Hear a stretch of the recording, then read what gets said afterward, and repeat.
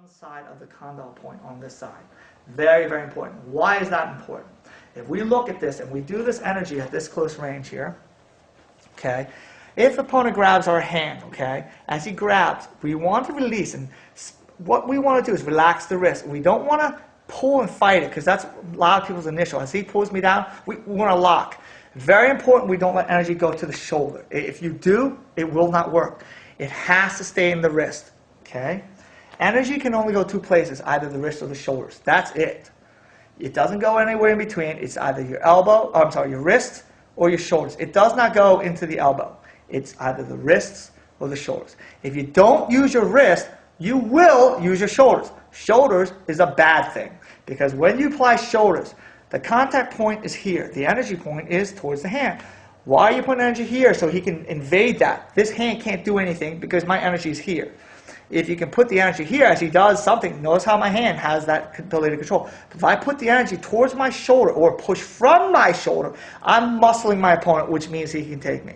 So we want to make sure that we maintain energy, and we want to create arcs through the wrist. That's the secret. That's why we do a Huen. It's a form of arc.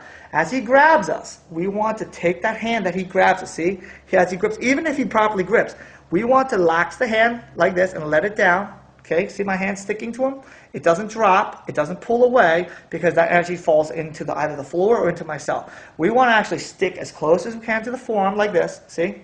Okay, and then at the bottom where we feel like his wrist is pushing our hand down, that's the signal of letting the hand create the Huen. If you notice, my wrist on this side circles to the other side.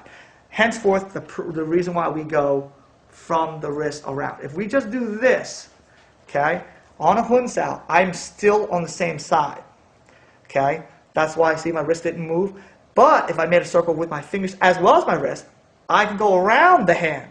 And see the completion of that thumb going in? The reason why we want that to find that center is because we can hit his tendon points, which causes weakness in his grip. The person cannot develop a good grip because we attack the tendon points. A little science test you can do with your friends is have him grip you as tight as he can possibly grip you. Grip me as tight as you can possibly grip me, okay? You can relax your hands. You don't have to do anything to stop him. Just let him grip as tight as you can so he can feel how strong his grip is, okay? You tell him to relax, and you just have to take these two little fingers that you have and just place it right along the tendons, right near his base palm, okay? Right here, just before the wrist, okay? And we just want to touch that point.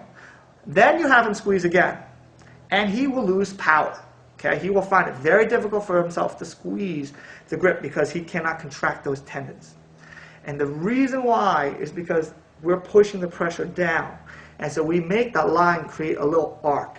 When he contracts the tendons, they want to form a line. But we're making an arc. So we don't allow the tendons to contract in a line, makes it very difficult for him to squeeze, so he loses power.